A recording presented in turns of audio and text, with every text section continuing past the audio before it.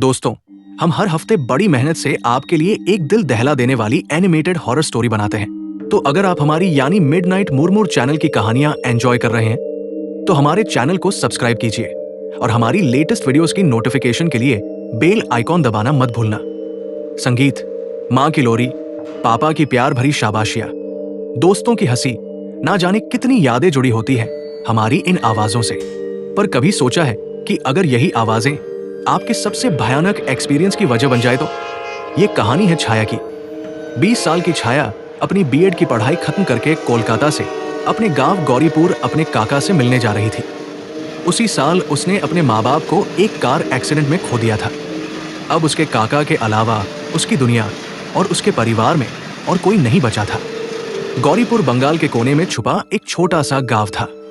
जब छाया की ट्रेन दोपहर के 4 बजे गांव पहुंची और वो गौरीपुर स्टेशन पर उतरी तो मई की तपती गर्मी में भी गौरीपुर की हवा में एक अजीब सी ठंडक थी। स्टेशन पर उसके काका उसको लेने आए थे।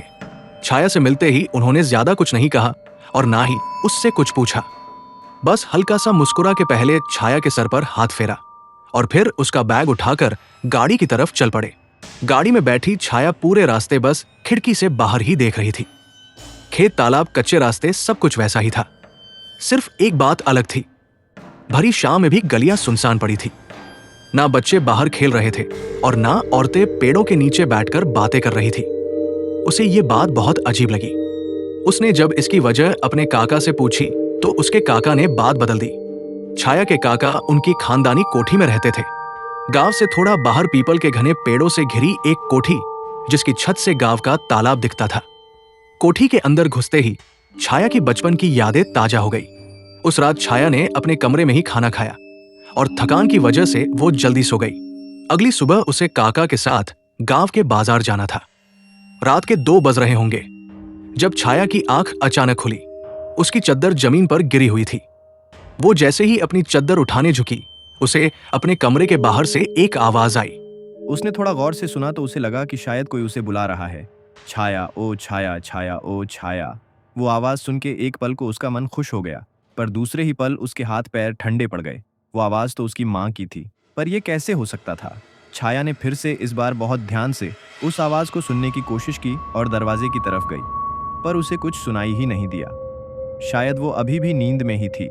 उसने सोचा कि उसकी माँ की आवाज उसके सपनों में ही सुनाई दे सकती है। यह सोचकर छाया वापस सोने चली गई। अगली कुछ रातें बिल्कुल नॉर्मल थीं, पर किसी न किसी वजह से छाया उस कोठी में ढंग से सो नहीं पा रही थी। हर रात उसे उम्मीद रहती थी कि वो आवाज उसे फिर से सुनने को मिलेगी, भले ही सपनों में ही सही। एक ऐसी ही रात वो सो ही नहीं पा रही थी। कई बार करवटें बदलने के बाद हार मानकर वो अपने बिस्तर से उठ गई। उस रात उसे उस कमरे में एक अजीब सी घुटन हो रही थी और इसलिए उसने अपनी माँ का दुपट्टा ओढ़ा और वो खुली हवा के लिए कोठी की छत पर चली गई। छत पर एक खाट पर बैठकर छाया उस गांव के तालाब को देखने लगी। इतने अंधेरे में भी वो तालाब न जाने कैसे साफ दिख रहा था। दूर दूर तक कोई आवाज नहीं थी, बस रात का सन्नाटा। अचानक छत का इकलौता बल्ब बंद हो गया।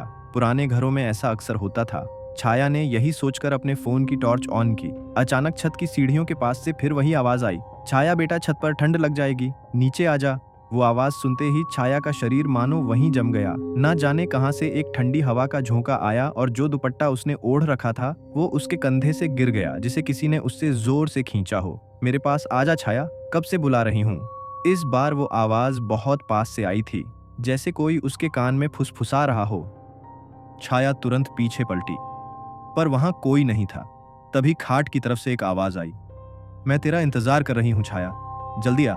जब छाया ने मुड़कर खाट की तरफ देखा तो उसे वहां एक औरत का काला साया नजर आया।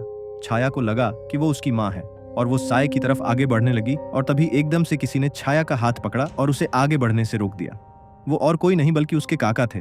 तब छाया रुकी और उसने नीचे देखा। अगर वो एक और कदम आगे बढ़ाती तो शायद वो छत से ही नीचे गिर जाती। वो काला साया जो छाया को दिख रहा था अब कहीं नहीं था। छाया ने अपने काका को अपने साथ हुआ पूरा किस्सा बताया और वो सुनने के बाद छाया के काका थोड़ा परेशान हो गए।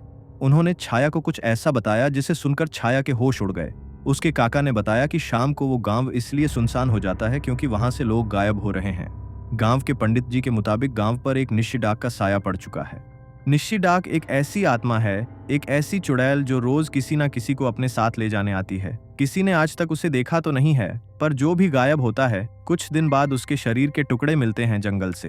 पहले तो सबको लगा कि यह किसी जानवर का काम है, पर गांव के लोग रात में अजीब अजीब आवाजें सुनने लगे, मानो उनका कोई जानने वाला, उनका कोई करीबी उन्हें पुकार रहा हो। और जो पलट के उस आवाज के पास चला जाता है तो वो फिर कभी जिंदा नहीं मिलता। उसके काका ने उसे चेतावनी दी कि आगे से उसे कोई भी आवाज सुनाई दे तो वो उसकी तरफ ना जाए, भले ही वो उसके माँ बाप की आवाज क्यों ना हो। छाया की दादी उसे बचपन में सुलाते वक्त बोलती थी कि अगर रात में कोई आवाज लगाए तो जाना नहीं, निश्चय डाक आएगी और उठाकर ले जाएगी। उसे हमेशा से लगा था कि निश्चय डाक सिर्फ दादी की कहानियों में ही होती है, पर अपने काका की बातें सुनकर वो थोड़ा घबरा गई थी।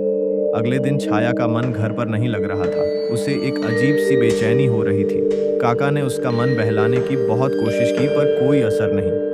दोपहर के खाने के बाद छाया ने सोचा कि वो तालाब का एक चक्कर लगाएगी।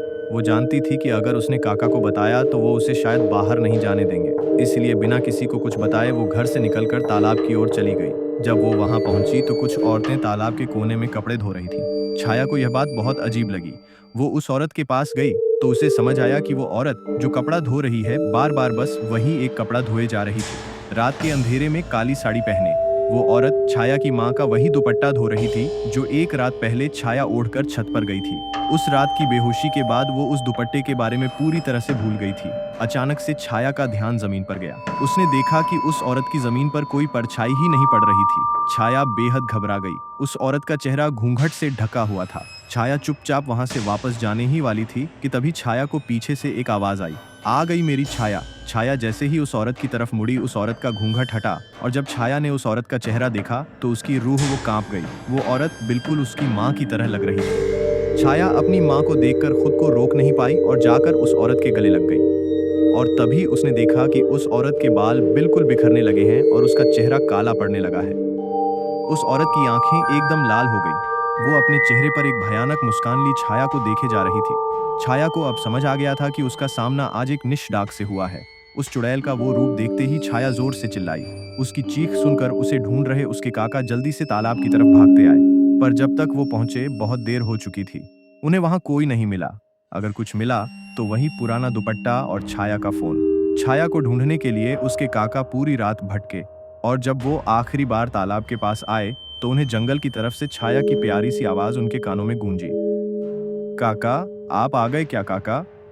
दोस्तों, अगर आपको निशी डाक की कहानी अच्छी लगी तो हमारा चैनल मिडनाइट मुरमुर अभी सब्सक्राइब करो और ऐसी ही दिल दहला देने वाली हॉरर स्टोरीज की नोटिफिकेशंस के लिए बेल आइकॉन दबाना मत भूलना।